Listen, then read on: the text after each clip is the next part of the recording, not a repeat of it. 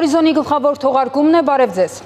Պաշտպանության նախարարությունը հայտնել է, որ այսօր առավոտյան Ադրբեջանի զինված ուժերի ստորաբաժանումները կրակ են բացել Սյունիքի մարզի ներքին Հանդ բնակավայրի ուղղությամբ, ինչի հետևանքով վնասվել է բնակելի տուն։ Տուժածներ չկան։ Ադրբեջանական կողմին կոչ են կանում հետաքննել ներքին Հանդի բնակելի տան գնդակոծման փաստը եւ հանդես գալ հրապարակային պարզաբանումներով, ասված է հաղորդագրության մեջ։ Երկրի վարչապետը այսօր Թուրքիայում է։ Այսօր նա հանդիպել է Թուրքիայի նախագահի հետ։ Նիկոլ Փաշինյանի այցը կայանում է Թուրքիայի նախագահի հրավերով։ Վարչապետը արդեն հանդիպել է նաև հայ համայնքի հետ եւ խոսել Թուրքիա կատարած այցի կարևորությունից։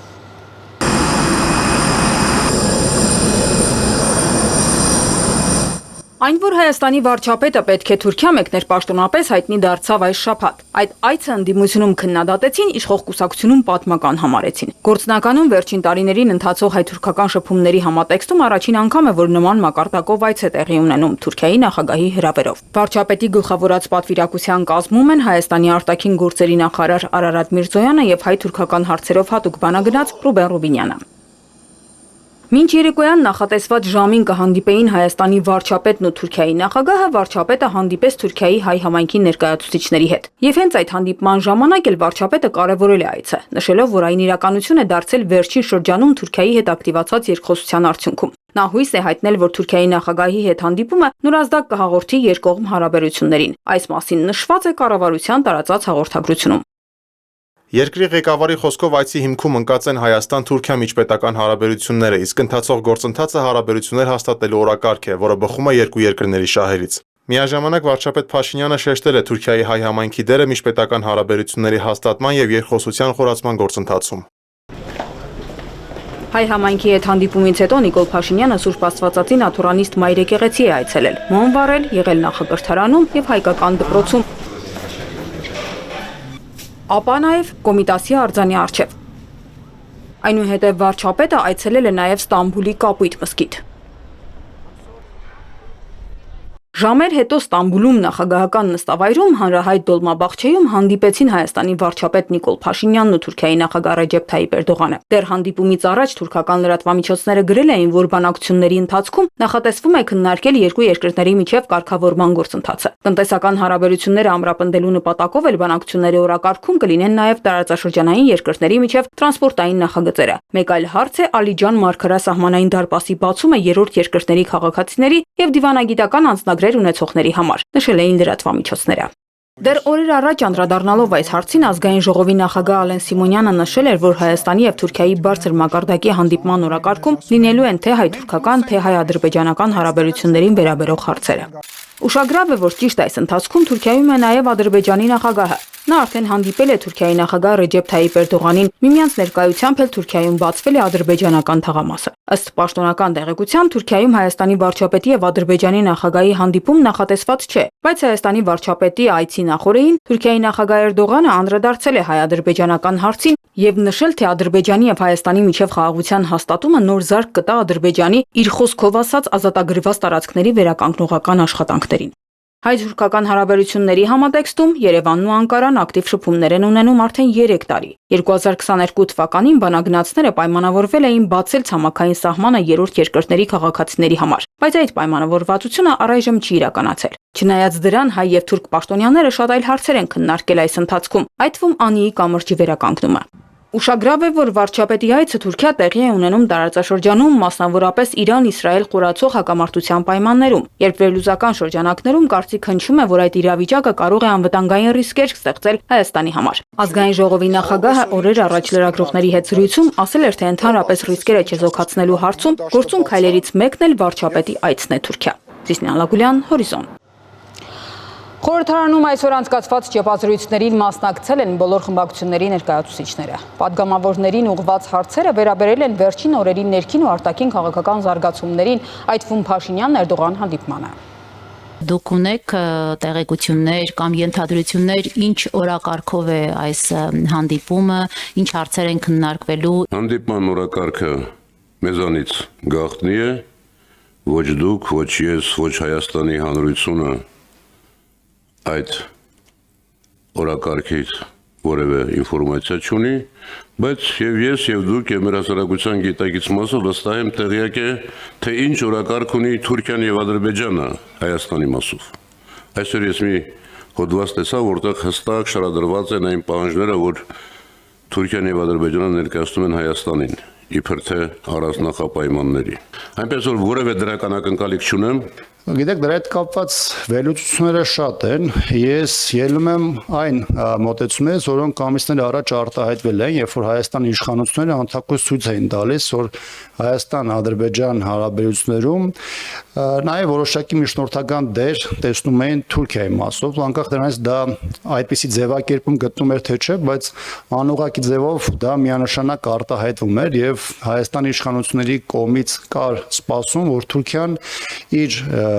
ներգրավվածությամբ հնարավոր կդարձներ Ադրբեջանի միջև հարաբերությունների հանգուցալուծումը։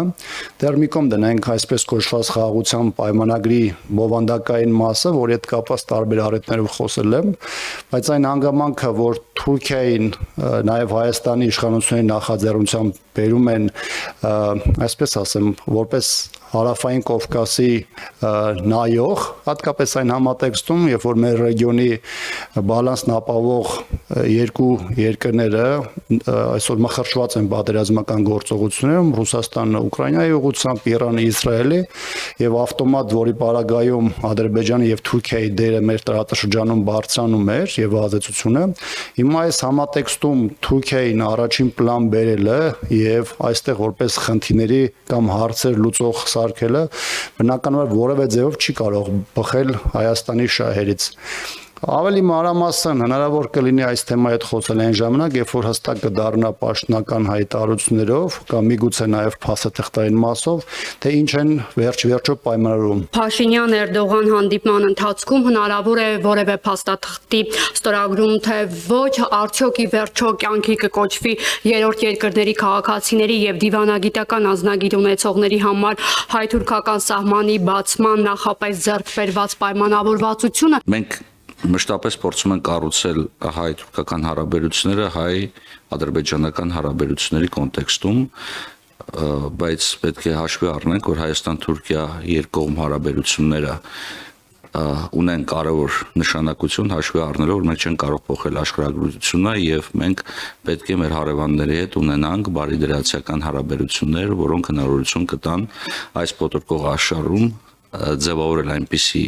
միջավայր, որը թույլ կտա երկարատև եւ կայուն խաղաղության բերի տարածաշրջանում։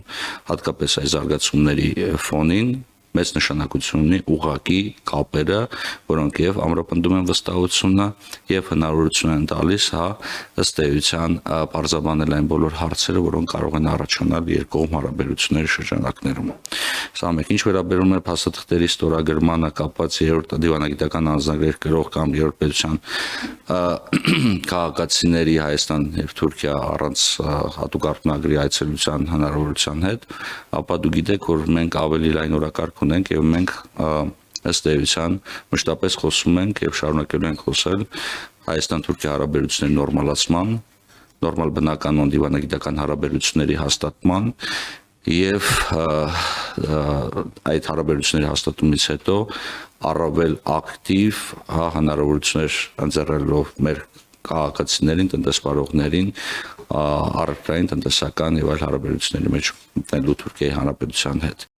Աշխատանքային այցով Ռուսաստանում գտնվող փոխվարչապետ Մհեր Գրիգորյանը մասնակցել է Պետերբուրգյան միջազգային տնտեսական համաժողովին։ Իր ելույթում փոխվարչապետը շեշտել է Հայաստանը պատրաստ է նույնիսկ հիմա խաղաղության պայմանագիր կնքել Ադրբեջանի հետ։ Երևանը որևէ սահմանափակում կամ լրացուցիչ պայման չունի։ Մենք պատրաստ ենք ստորագրել հիմա եւ ցանկանում ենք, որ դա արվի որքան շուտ, այնքան լավ, ասել է Գրիգորյանը։ Նա հավելել է, որ այս պահին փաստաթղթի ստորագրման կոնկրետ վայրի եւ ժամանակի վերաբերյալ որևէ պայմանավորվածություն չկա։ Փոխվարչապետ Մհեր Գրիգորյանը Սանկտ Պետերբուրգում հանդիպում է ունեցել Ռուսաստանի փոխվարչապետ Ալեքսեյ Օվերչուկի հետ։ Հանդիպման ընթացքում քննարկվել են Հայաստան-Ռուսաստան երկկողմ հարաբերությունների օրակարգային հարցերը։ Եղեգնաձորում կտեղադրվի Թումոտուփ պետությունը ղաջակցի անապահով ընտանիքների աշխատունակ անդամներին աշխատանքի տեղավորող գործատուներին։ Կձևավորվի վաղարշաբաթ համայնքային փունջ եւ այս աշնանը կանցկացվեն ավականու ընտրություններ։ Որոշումները կայացվել են գործադիրի այսօրվա նիստում։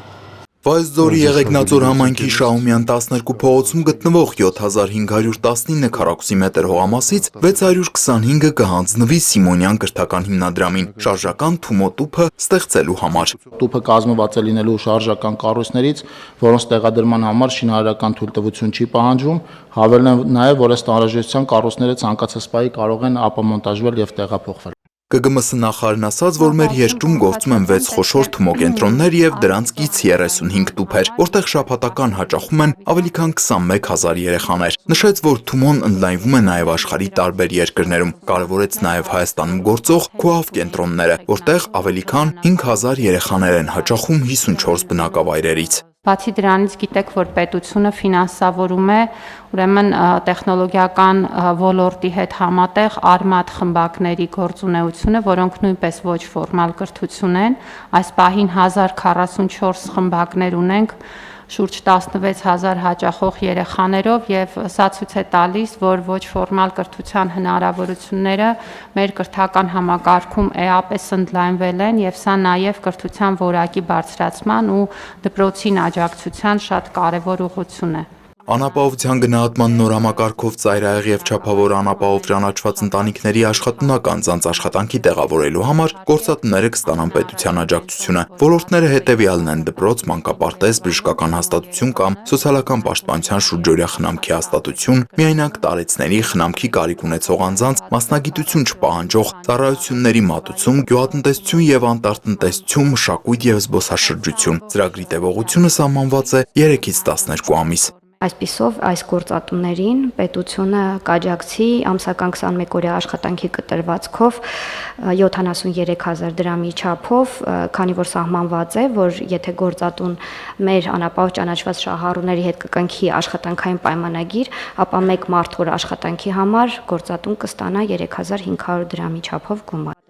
Ժամակոչյանի խոսքով պետության աջակցությամբ իրականացվող այս ծրագրի առանձնահատկությունն այն է, որ սա չի պահանջելու մասնագիտական աշխատանք։ Կառավարության մեկ այլ որոշմամբ էլ կձևավորվի Արմավիրի մարզի Վաղարշապատ համայնքային փունջը, որում կներառվեն ներկայիս Վաղարշապատ եւ Խոյ համայնքները, վերջինիս կազմում ընդգրկված 19 բնակավայրերով։ Այս քայլով կառավարությունը ապահովում է վարչատարածքային բարեփոխումների հետագա ընթացքը, ինչին կհաջորդի արդեն լիազորությունների ապակենտրոնացման գործընթացը, նախագծով նախատեսում է միավորող համայնքների տեղական ինքնակառավարման մարմինների լիազորությունները դադարեցնել եւ միավորված համայնքի տեղական ինքնակառավարման մարմինների լիազորությունների ստանձնման համար սահմանել ժամկետներ, ինչպես նաեւ Վաղարշապատ համայնքում նշանակել համայնքի ավականու ընտրություններ, որը նախատեսվում է անցկացնել 2025 թվականի նոյեմբերի 16-ին։ Ըստ նախարարի ընտրություններից հետո, երբ նորընտիր ավականին իր լիազորությունները կստանձնի, ավականու հաջորդ նիստերին կհաստատվի 2026 թվականի տարեկան բյուջեն։ Խուդատյանը հիշեցրեց, որ այսօր Հայաստանում համայնքների թիվը 71-ն է, որից 64-ը միավորված են։ Փոփոխության արդյունքում համայնքների թիվը եւս մեկով կկրճատվի եւ կդառնա 70, իսկ առաջիկայում եւս այդպիսի համայնքներ կմիանան իրար։ Տիգրան Հովակիմյան, Հորիզոն։ Ավարտվեց Հորիզոնի այս թողարկումը կարճատև դադար, որից հետո իմ գործընկեր Ալաղ Ալաչյանը կամփոփի միջազգային լրահոսի այս շաբաթվա կարևոր իրադարձությունները։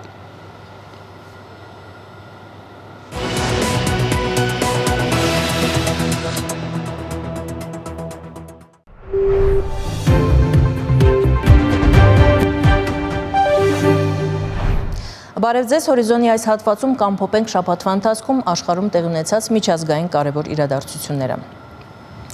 Ամբողջ աշխարհի ուշադրության կենտրոնում վերջին օրերին Իրան-Իսրայել պատերազմն է, որը սպառնում է ողջ տարածաշրջանը ներքաշել լայնածավալ պատերազմի մեջ։ Իսրայելը օդային հարվածներ հասցրեց Իրանում 3 միջուկային օբյեկտի, սպանվեցին տասնյակ գիտնականներ եւ պաշտոնյաներ։ Իսրայելի ռազմաօդային ուժերի ինքնաթիռները հարվածեցին զենքի գործարաններին, հեռուստատեսության եւ արտգործնախարարության շենքերին։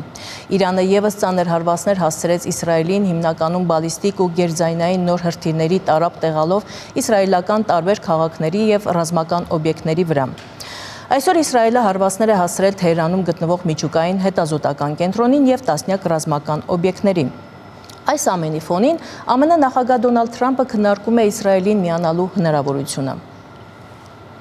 ԱՄՆ նախագահ Դոնալդ Թրամփը չորեքշաբթի լրագրողների հետ զրույցում հրաժարվել է հստակեցնել, թե արդյոք Միացյալ Նահանգները կմիանա Իրանին հասցվող իսրայելական հարվածներին։ Թրամփը նշել է, որ իրանական կողմն իր հետ կապ է հաստատել, սակայն խոսակցությունների ժամանակն անցել է։ Միանշանակ է, որ Իրանը չի կարող միջուկային զենք ունենալ, եւս մեկ անգամ հայտարարել է Թրամփը։ Իդեպ իրանական կողմը հերքել է Թրամփի հայտարարությունը, պնդելով, որ նման խոսակցություն Թրամփի հետ չի եղել։ Այնուհետև ԱՄՆ նախագահը կտրուկ սրել է իր հռետորաբանությունը Իրանի գերագույն առաջնորդի հասցեին, սոցիալական ցանցում հայտարարելով, որ Ամերիկան գիտի որտեղ են այժմ գտնվում, բայց առայժմ չի վերացնի նրան։ Մենք ճշգրիտ գիտենք, թե որտեղ է թաքնվում այսպես կոչված գերագույն առաջնորդը։ Մենք չենք պատրաստվում նրան ոչնչացնել, գոնե ոչ այժմ։ Մենք չենք ուզում, որ հրթիռներ արձակվեն քաղաքացիական անձանց կամ ամերիկացի զինվորների վրա։ Սպիտակ տան ղեկավարը միաժամանակ ընդգծել է, որ իրենց համբերությունը սպառվում է։ Մեկ այլ գրառմամբ էլ Թրամփը պահանջել է, որ Իրանը առանց նախապայմանների հանձնվի։ Իրանի ժողովուրդը կդիմադրի թե պարտադրված պատերազմին, թե պարտադրված խաղաղությանը եւ չի հանձնվելու որևէ մեկին։ Թրամփին այսպես հակադարձել է Իրանի գերագույն առաջնորդ Այաթոլլա Ալի Խամենեին, հավելելով, որ Ամերիկայի Միացյալ Նահանգները կկրի հսկայական վնաս, եթե ռազմական հակամարտության մեջ մտնի Իրանի հետ։ Խելամիտ չէ Իրանի ժողովրդին ասել, որ հանձնվի։ Ինչին պետք է հանձնվի իրանական ազգը։ Մենք երբեք չենք հանձնվի։ Սա իրանական ազգի տրամաբանությունն է, սա իրանական ազգի ոգին է։ ԱՄՆ նախագահը սպառնում է մեզ։ Իր հերթին հռետորաբանությամբ նա պահանջում է, որ իրանցի ժողովուրդը հանձնվի։ Նրանք պետք է սպառնալիքներ հնչեցնեն նրանց դեմ, ովքեր վախենում են սպառնալիքներից։ Իրանցին չի վախենում նման սպառնալիքներից։ Մենք արդեն կասկածներ ունենք, որ Միացյալ Նահանգները ներգրաված է սիոնիստական ռեժիմի կողմից իրականացրած չարամիտ քայլի մեջ, բայց նրանց վերջին հայտարարությունները հաշվի առնելով այս կասկածն օրեցօր ավելի է ուժ գնանում։ Մոսկվան նախազգուշացրել է Վաշինգտոնին Իսրայելին ուղիղ ռազմական օգնություն չցուցաբերել, նույնիսկ այդ առնչությամբ սպեկուլյատիվ հայտարարություններ չանել, հայտնել է Ռուսաստանի Դաշնության արտաքին գործերի փոխնախարար Սերգեյ Ռյաբկովը։ Պատասխանելով մերձավոր արևելյան հակամարտությանը Ամերիկայի Միացյալ Նահանգների հնարավոր միջամտության վերաբերյալ հարցին Ռյաբկովն ասել է. Միացյալ Նահանգները մշտապես գտնվում է բոլոր գործընթացների առանցքում եւ խոսել այն մասին, որ նա առաջ չի միջամտել, իսկ այժմ ահա միջամտում է, կարծում եմ սխալ կլիներ։ Իր հերթին Ռուսաստանի նախագահ Վլադիմիր Պուտինը հաստատել է Ռուսաստանի պատրաստակամությունը միջնորդական օգնություն ցուցաբերել հակամարտող կողմերի միջև երկխոսության խթանման գործում, սակայն Թրամփը մերժել է Պուտինի առաջարկը։ Նա իրականում առաջարկեց օգնել միջնորդության հարցում։ Ես ասացի՝ մի բարի գործ արա ինձ եւ եղիր քո միջնորդը։ Եկեք նախ Ռուսաստանի վերաբերյալ խոսենք, լավ։ Ես ասացի, իսկ այս հարցով դու կարող ես զբաղվել հետո։ Ֆրանսիայի նախագահ Էմանուել Մակրոնը ռազմական ճանապարհով Իրանում ռեժիմի փոփոխության փորձը մեծ սխալ է համարում։ Նա այս խոսքերն ասել է Կանադայում կայացած G7 գագաթնաժողովում ունեցած ելույթում։ Մակրոնը նշել է, որ Իրանում ռեժիմի փոփոխությունը քաոս կստեղծի եւ կոչ է արել երկրներին վերադառնալ բանակցությունների սեղանի շուրջ Իրանի միջուկային ծրագիրը քննարկելու համար։ Գերմանիայի կանցլեր Ֆրիդրիխ Մերցն էլ գովաբանել է Իսրայելին Իրանին հարված հասցնելու համար։ Նա G7 գագաթնաժողովի շրջանակում լրագրողներին ասել է. Սա այն կեղտոտ աշխատանքն է, որն Իսրայելը կատարում է մեր բոլորի փոխարեն։ Մոլաների այս ռեժիմը մահ եւ ավերածություններ է բերել աշխարհին։ Ահաբեկչական հարձակումներ, սպանություններ եւ այրունահեղություն, աջակցություն Հեզբոլլահին եւ Համասին։ Հոկտեմբերի 7-ը երբեք տեղի չէր ունենա առանց Թեհրանի ռեժիմի։ Մերցը նաև ընդգծել է իսրայելական բանակի հաջողությունը։ Կարող եմ միայն ասել, մեծ հարգանք ունեմ այն փաստի նկատմամբ, որ իսրայելական բանակը, Իսրայելի ղեկավարությունը համարձակություն ունեցան դա անելու։ Հակառակ դեպքում մենք կարող ենք ամիսներ եւ տարիներ շարունակ ականատեսը լինել այս ռեժիմի տարածած սարսափի, իսկ հետո նրանց ձեռքում միջուկային զենքի հայտնվելուն, նշել է կանցլերը։ Թուրքիայի նախագահ Ռեջեփ Թայիփ Էրդողանն էլ հայտնել է, որ Իրանը պաշտպանվելու իրավունք ունի, հավելելով Թուրքիան անում է ամեն ինչ Գազայի հատվածի, Սիրիայի, Լիբանանի, Եմենի եւ հարևան Իրանի դեմ այս անմարդկային ագրեսիան դադարեցնելու համար։ Միաժամանակ Թուրքիայի նախագահը նշել է, որ Անկարան նախապատրաստական աշխատանքներ է կատարել եւ շարունակում է պատրաստվել Իրան-Իսրայել հակամարտության ցանկացած զարգացման եւ հնարավոր բացասական սցենարների։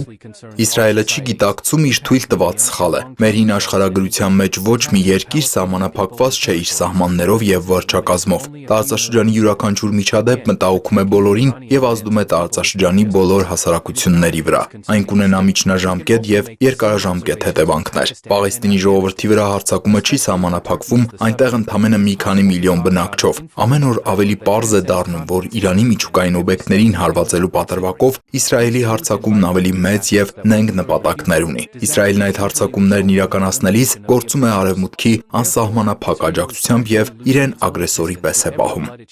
ՄԱԿ-ը, միջազգային հաստատությունները եւ պետությունները լուր են մնում ողջ մարդկության աչքի առաջ իրականացվող ագրեսիայի առջեւ, իսկ ոմանք նույնիսկ աջակցում են այս ավազակախմբին, ասել է Էրդողանը։ Թուրքիայի նախագահ Էրդողանը քննադատելուց բացի Իսրայելի վարչապետ Նեթանյահուին համեմատել է Հիտլերի հետ, հավելելով, որ երկրորդ համաշխարհային պատերազմի ամենասարսափելի լուսանկարներն ու տեսանյութերը շատ անմեղ են այսօր Գազայից եկող պատկերների կողքին։ Իսրայելի արտգործնախարարը հակադարձել է Թուրքիայի նախագահին։ Սուլթանը եւս մեկ սադրիչ ելույթով շարունակում է հրահրել մյուսներին, Իսրայելի եւ Իսրայելի վարչապետի դեմ։ Էրդողանը, որը ռեկորդ է սահմանել իր քաղաքացիների, ինչպես նաեւ իր երկրի ընդդիմության ազատություններն ու իրավունքները ճնշելու հարցում, համարձակվում է քարոզել ուրիշներին։ Հատկապես զավեշտալի է, որ մեկը, ով չի թաքցնում իր իմպերիալիստական հավակնությունները, մեկը, որ ներխուժել է Սիրիայի հյուսիս եւ անօրինական կերպով պահում է Կիպրոսի հյուսիսը, պնդում է, որ խոսում է բարոյականության եւ միջազգային իրավունքի անունից։ Մի փոքր ինքնագիտակցությունը կարող է օգտակար լինել։ Ամերիկայի Միացյալ Նահանգների հնարավոր ռազմական միջամտությունը անկասկած կտարածի Իրանի եւ Իսրայելի միջև հակամարտությունը ամբողջ մերձավոր արևելքում եւ այն կդարձնի ավելի մեծ ու վտանգավոր, հայտարարել է Եվրամիության արտաքին գործերի եւ անվտանգության հարցերով գերագույն հանձնակատար Կայա Կալասը։ Կալասը նման հայտարարություն է արել Դոնալդ Թրամփի այն հայտարարությունից հետո, երբ Միացյալ Նահանգների ղեկավարը բացահայտորեն ակնարկել էր, որ Միացյալ Նահանգները կարող է գործնական մոտեցում ցուցաբերել մարտական գործողությունները դադարեցնելու համար։ Կալասը նաեւ նշել է, որ Եվրամիությունը չի աջակցի Միացյալ Նահանգների պատերազմին միանալուն։ Իդեպ Ամերիկայի Միացյալ Նահանգների օրենսդիր մարմնի երկու կուսակցություններն սահմանափակել են Թրամփի լիազորությունները, կանխելու համար, որ նա պատերազմ չսկսի Իրանի հետ։ ԱՄՆ օրենսդիրները հայտարարել են, որ միայն կոնգրեսն ունի Իրանին պատերազմ հայտարարելու լիազորություն եւ որ կոնգրեսը այս պահին թույլ չի տա Թրամփին միջամտել Իրան-Իսրայել հակամարտությանը։ Ալա Ղալաչյան, Հորիզոն։ Իսրայելին աջակցելու հարցում Թրամփը իսկապես բարդ ընտրության առաջ է կանգնած։ Սա նրա նախագահության ամենից բարդ որոշումն է լինելու, գրել է միջազգայնագետ Սուրեն Սարգսյանը։ Իսրայելին աջակցելու հարցում Թրամփն իսկապես բարդ ընտրության առաջ է կանգնած։ Հենց այդ բարդ ընտրությամբ է պայմանավորված Թրամփի ստրատեգիական սպասումը եւ մինչ այս պահը ներքաշումից խուսափելը։ Սա նրա նախագահության ամենից բարդ որոշումն է լինելու։ Միանալով Իրանի դեմ պատերազմին նա միանգամից կորցնում է իր peacemaker դիրքավորումը, ամբողջությամբ ստվերում է America First կարգախոսի բունեությունը եւ ստանում է մի իրավիճակ, երբ deal maker-ի մոտ չի ստացվում գործարք կնքել ոչ միայն Ռուսաստանի եւ Ուկրաինայի, այլև Իրանի եւ Իսրայելի միջև։ Չմոռանանք, որ Թրամփը պնդում էր, որ իր նախագահության առաջին շրջանում նա որևէ պատերազմ չի սկսելու, դառնալով այս տեսանկյունից ժամանակի բացառիկ ամերիկյան առաջնորդ։ Նա կորցնում է հանրային աջակցությունը, ամերիկացիների շուրջ 60%-ը դեմ է Միացյալ Նահանգների ներքաշվելուն, եւ վերջապես Թրամփը պարզապես չի ցանկանում վտանգել այն ամերիկացի զինվորականների կյանքը, որոնք տեղակայված են Իրանի հրթիռների համար հասանելի ռազմաբազաներում։ Բնականաբար Թրամփը չի գնաց համակային գործողության։ Վերջի վերջո փորձը ցույց է տալիս, որ 21-րդ դարում ամերիկյան ռազմական գործողությունները մեծ մերձավոր արևելքում առանձնապես դրական արդյունք չեն տվել ոչ ամերիկացիներին, ոչ էլ տեղի բնակչությանը, լինի դա Իրաքը, Սիրիան, թե նույնիսկ Աֆղանստանն ու Լիբիան։ Եվ սա Թրամփի հիմնական քննադատությունն է եղել նախկին վարչակազմերի վերաբերյալ։ Սակայն Թրամփը չի կարող նաև Իսրայելին չաջակցել։ Այս պարագայում կստացվի, որ Միացյալ Նահանգները չի կանգնում իր դաշնակցի թիկունքում ամենաբարդ պահին։ Եթե Թրամփը ունենար ոսկե միջինը ընտրելու հնարավորություն, նա իհարկե այդպես կվարվեր։ Սակայն ամերիկյան նույնիսկ մեկ ռմբակոց չի ուղիղ ներգրավվածությունը Իրանը համարելու է պատերազմ ԱՄՆ-ի հետ, դրանից բխող բոլոր հետևանքներով։ Իսկ երկարատև պատերազմը Թրամփին բացարձակ պետք չէ։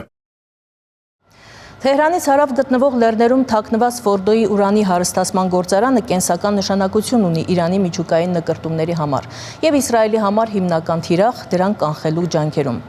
Սակայն Ֆորդոյի միջուկային կայանը, որը ենթադրաբար ավելի խորն է գետնի տակ, քան Մեծ Բրիտանիայի եւ Ֆրանսիայի միջև գտնվող Լամանշի թունելը, մնում է իսրայելական զենքի հասանելիությունից դուրս։ Ենթադրվում է, որ միայն Ամերիկայի Միացյալ Նահանգներն ունի Ֆորդոն ոչնչացնելու ունակ ռումբ, սակայն այս քայլը կարող է զգալիորեն ընդլայնել Մերձավոր Արևելքում պատերազմի շրջանակը։ Ամերիկայի Միացյալ Նահանգների նախագահ Դոնալդ Թրամփը կարծում է, որ կա Թեհրանի հետ բանակցությունների զգալի հավանականություն միջուկային ծրագրի շուրջ եւ 2 շաբաթվա ընթացքում կորոշի արդյոք Ամերիկայի Միացյալ Նահանգները կհարվածի Իրանին։ Այս մասին ճեպազրույցի ժամանակ հայտարարել է Սպիտակ տան մամուլի քարտուղար Քերոլայն Լևիտը։ Իրանի արտաքին գործերի նախարար Աբբաս Արաղչին վերջին օրերին մի քանի անգամ զանգահարել է ԱՄՆ նախագահի բանագնաց Սթիվ Ուիթկոֆին Իսրայելի հետ ռազմական գործողության ֆոնին, հաղորդում է Reuters-ը հղում անելով դիվանագիտական աղբյուրներին։ Ըստ նրանց տեղեկությունների կողմերը քննարկել են այն տարբերակները, որոնց շրջանակներում հակամարտությունը կարող է դիվանագիտական ճանապարհով ավարտվել։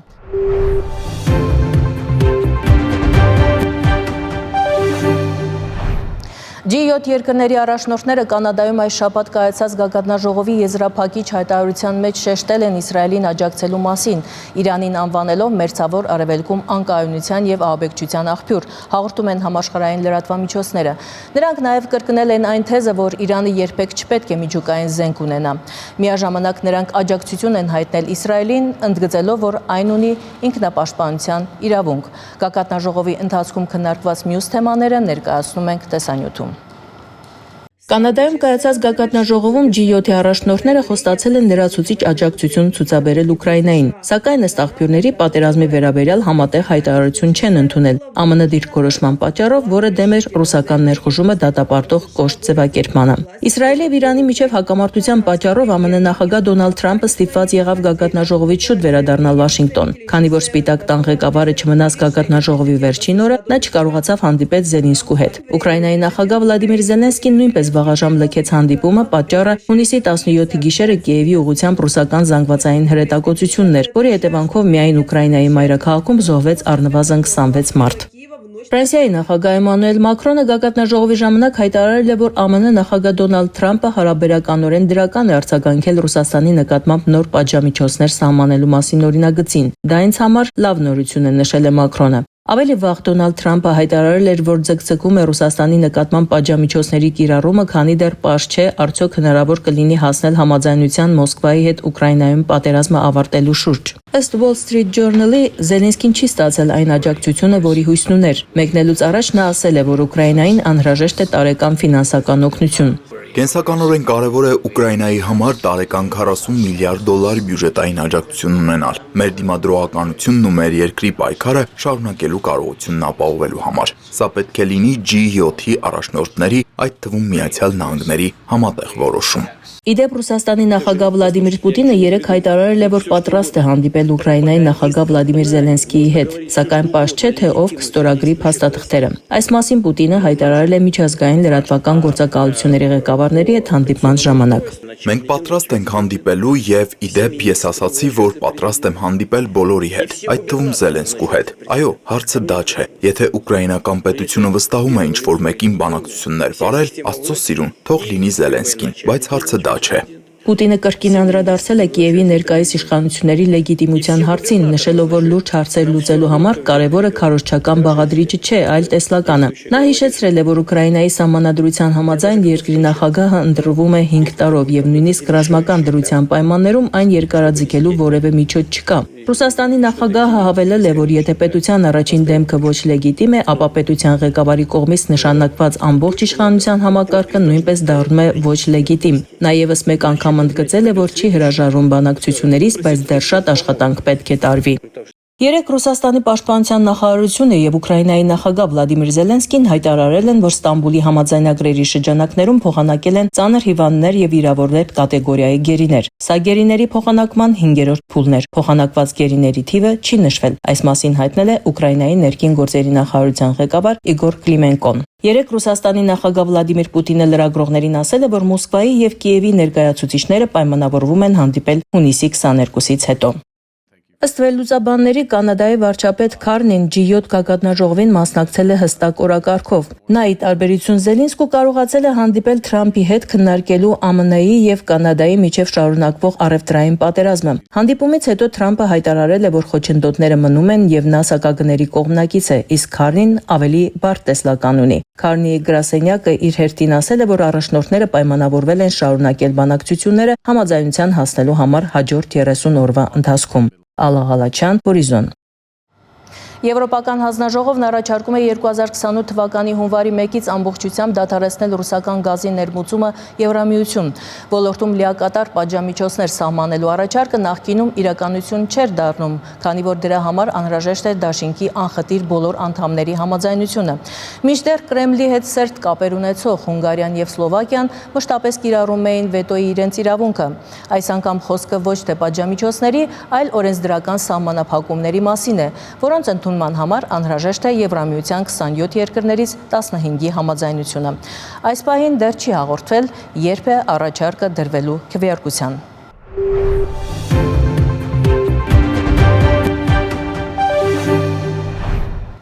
Trump Organization ընկերությունը հայտարարել է Trump Mobile բջջային ծառայության գործարկման մասին եւ ծրագրում է օգոստոսին ներկայացնել ամերիկյան արտադրության T-Mec Phone սմարթֆոնը։ Նոր օպերատորը կգործի որպես բջջային ցանցի վիրտուալ օպերատոր ԱՄՆ 3 խոշորագույն բջջային ընկերությունների հետ։ Սակագինը կոչվում է 47 պլան, կարժենա ամսական $47.45, ինչը նշանավորում է Դոնալդ Թրամփի 45-րդ եւ 47-րդ նախագահական ժամկետները։ Ավելի վաղ մայիսին Թրամփը սպառնացել էր 25% եւ ավելի մաքսատուրքեր սահմանել ամնից դուրս արտադրված iPhone-ների համար, քանի որ ոչ Apple-ը, ոչ էլ այլ խոշոր արտադրողները ներկայումս Միացյալ Նահանգներում սմարթֆոններ չեն արտադրում։ Միջազգային լրահոսից այսքանն էինք առանձնացրել, կհանդիպենք մյուս շաբաթ։ Ցտեսություն։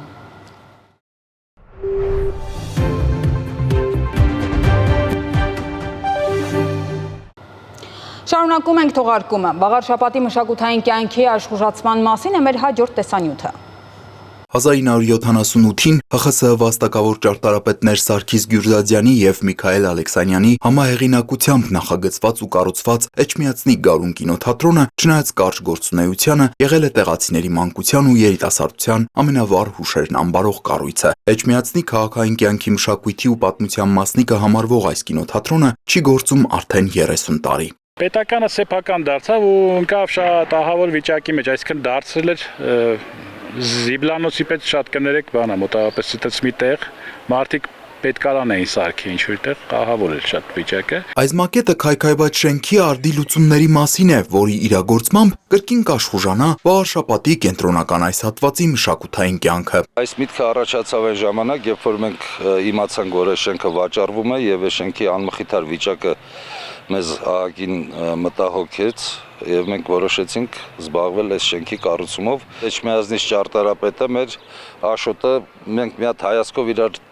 նայեցինք եւ հասկացանք, որ պետք է պահպանենք այս գեղեցիկ կառույցը։ Բնակելի համալիրի կառուցմամբ, որի մեջ կգործեն նաեւ կինոթատրոններ, ամբողջությամբ կպահպանվի հին շենքի ճակատային մասի կամարաձև ճարտարապետությունը, անգամ կառույցի անունը, այս դեպքում Գարուն պլազա։ Պետք է ինչ-որ կոմերցիոն եկամուտները լինեին, որպեսզի հնարավոր լիներ այս կինոթատրոնը պահպանել։ Դրա վրա է դրվել շեշտը, որովհետև այս կառույցը պահպանելու համար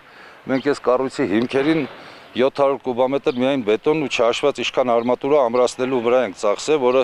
մեզի ավելի հարմար կլիներ քանդել եւ սրա տեղը ունենալ ավելի կոմերցիոն մեծ տարածքներ եւ ավելի եկամուտ հետապնդել։ Դիմացի մասը ֆասադը պահեցին որպես կոթող, որ արել է այդ մեծ ճարտարապետ Գյուրզադյանը։ Կարային դա էլ քանդեին, որտեղ արդեն սեփականություն էր։ Ինչ կուզեին կանային, բայց պահպանեցին, որը որ շատ գովելի է։ Մարդիկ գալիս են գիտեն, որ քանդում ենք այս ջայրը կվաճառենք, այս ջայրը իհարկե ոչ մի ջահ չի վաճառվելու, ոնց կա տես պահպանվելու է, տեսքը լինելու է ոնց որ եղել է մեր երիտասարդ տարիներին, մթնոլորտն էլ լինելու է նույն ձևի ուրախ, զվարթ եւ մանկական ճիշեր են լինելու ստեղ միայն։ Այսպիսով 1064 քառակուսի մետր ընդհանուր տարածքով 10 հարկից բաղկացած Գարուն Պլազա բնակելի համալիրը իր մեջ ներառելու է 2 կինոդահլիճ, նախատեսված թե մեծերի եւ թե փոքրերի համար։ Կամարների տակ ու երկրորդ հարկում կգործեն պատկերասրահներ, որտեղ կցուցադրվեն տեղացիների ստեղծագործությունները, կլինեն սրճարաններ, հանգստի ու ժամանցի այլ վայրեր։ Կինոթատրոնն ու բնակելի համալիրը կունենան առանցին մուտքեր, իրենց կայանատեղիներով։ Այսօր Էջմիածին եկող տուրիստների 99%-ը գալիս են եկեղեցիները եւ մոն վառելուց հետո նստում են ավտոբուսները եւ հետ են գնում Երևան։ Պետք է ստեղծենք այնպիսի մթնոլորտ, այնպիսի միջավայր, որ մարդիկ գան մի 2-3 ժամ էլ գոնե զբոսնելու տեղ ունենան, ժամանակ անցկացնելու տեղ ունենան։ Մեզ համար շատ կարևոր նախաձեռնություն է։ Մենք ունենք Էջմիածնում մշակույթի պալատ, բայց չունենք մշակույթի տուն, որտեղ որ երեխաները կարող են եւ ժամանակ անցկացնել, եւ կինոթատրոն հաճախել, ընդհանրապես երեխաների առօրյան կազմակերպելու համար շատ լավ նորություն է մեր քաղաքում։ Ուրախ եմ, որ հինը համատեղելու են նորի հետ, ու որ ամենակարևորն է, այստեղի բնակիչները կկարողանան ոչ թե իրենց հետաքրքրությունը փնտրել Երևանում, այլ հենց իրենց տարածաշրջանում։ Ոչ միայն տեղացիները, նշվեց, որ Արմավիրի մարզում կինոթատրոն ընդհանրապես չկա։ Այսպիսով նոր կինոթատրոնը, հարևանությամբ գործող Էջմիածնի նոր գրադարանը, նոր հյուրատունը, կենտրոնական այս զբոսայգին արմավիրցիների ու զբոսաշրջիկների համար կհամատեղեն ժամանցն ու հետաքրքիրը, նոր շունչ հաղորդելով միջավայրին։ Գարուն Պլազան նաև տեղացիների համար աշխատատեղերի հարց է լուծում։ Այս պահին 40-ից 50 շինարար ու բանվոր կան շինարարապարակում։ Կառուցապատումից հետո էլ մոտ 200 հոգու աշխատատեղ է բացվելու ստեղ, որը քիչ չի մեր քաղաքի համար, եւ ինձ թվում է դա էլ իր հերթին աշխուժություն կտա մեր տեղի բնակչությանը։ Մեր հարևաններից ներողություն եմ խնդրում, բայց առանց դրա էլ չի լինում շինարարություն անել, աղմուկը պարտադիր է, բայց մեր հարևանները շատ համբերատար են, շատ շնորհակալ ենք իրենց դրա համար։ Նախատեսում են Գարուն Պլազան շահագործման հանձնել ուղիղ 2 տարի անց, 2027-ի ամռանը։ Տիգրան Հովակիմյան, Լևոն Խաչատրյան, Հորիզոն։ Քարկոփում այլևս անհրաժեշտություն չկա երեխաներին գյուղից գյուղ տանել մանկապարտեզի կամ դպրոցի համար։ Դեբետի վարարումից մոտ 1 տարի անց վերանորոգվել է գյուղի մանկապարտեզը, նաև դպրոցը։ Անցած տարվա հեղեղումները Լոռիում ոչ միայն ավերեցին ենթակառուցվածքներն, այլև փոխեցին կյանքի բնականon հունը։ Հեղեղումներից ամենաշատը տուժել էր Քարկոփը, շուրջ 30 տարվա դադարից հետո վերաբացված մանկապարտեզը բացառություն չէր։ Լամինատե հատակը ամբողջովին վնասվել էր եւ այդ խոնավությունը անգամ բարձրացել էր պատերի մինչև այս հատվածը։ Քարկոփի աղետից հետո մեր պարտեզը ավերվեց, քանի որ երեխան պարտեզից է հիմքը դնում կրթության։ Դրա համար ստիպված որոշել ենք երեխաներին տանենք կողքի գյուղ մանկապարտեզ։ Ինքս տրանսպորտ չունեմ եւ ասենք տանել բերելու խնդիրն է եւ իմ աշխատանքի հետ ես չեմ կարողանում ժամանակ տրամադրեմ, որ երեխային հասնեմ մանկապարտեզ։ Գյուղացիների կողքին կանգնելու նպատակով Վիվան նախաձեռնել է շենքի վերանորոգումը։ Արդյունքում մանկապարտեզն այսօր կրկին իր դռներն է բացել համայնքի փոքրիկների համար։ Երեխաները հնարավորություն ունեցան սեփական բնակավայրում հաճախել մանկապարտեզը, որտեղ աղետից հետո տարբեր բնակավայրերի մանկապարտեզային հաճախում երեխաները կամ չէին հաճախում։ Հեքիաթ մանկապարտեզն իր դռները բացել է փոքրիկների համար։ Երեխեքը քնացել, պատրաստում ենք ճաշ, կարտոֆիլով պյուրե։ 18 աստիճանից ավել տաք դեռևս չէր եղել Քարկոփի դպրոցում, վառարաններով կամ էլեկտրական տաքացուցիչներով այլևս չեն տաքացվի դպրոցի դասասենյակները, քանի որ Վիվան լուծել է նաև դպրոցի լոկալ ջեռուցման խնդիրը։ Սա բավական է, որ մեր դպրոցը ողջ ձմեռային սեզոնին ջեռուցված լինի։ Վիվայի գլխավոր տնօրենի խոսքով այս վերանորոգումները միայն տեխնիկական հարց չեն լուծել։ Գուցե շենքի վերանորոգումը կամ ջեռուցման ապահովումը տեղավորվում են մտածողության այդ տիրույթում, սակայն մենք ձգտել ենք ավելի կարևոր արդյունք ապահովել՝ մանկության եւ երիտասարդության տարիների հիշողությունները դարձնել ավելի լուսավոր։ Դա կարևոր է մարդու հետագա ամբողջ կյանքում համարձակ նպատակներ սահմանելու եւ դրանց իրականացման ուղղությամբ շարժվելու համար։ Ուզում եմ հավատալ, որ հարմարավետ միջավայրը նպաստելու է այդ ամենին։ Վիվայի աջակցության շնորհիվ բարդ հիշողությունների ժամանակաշրջանն ավարտվել է։ Քարկոփի դպրոցը եւ մանկապարտեզն արդեն պատրաստ են նոր ուսումնական տարվան։ Զվարթ Ղազարյան, Հորիզոն։ Այսօր այսքանը, ես ձեզ հրաժեշտ եմ տալիս, բարի գիշեր։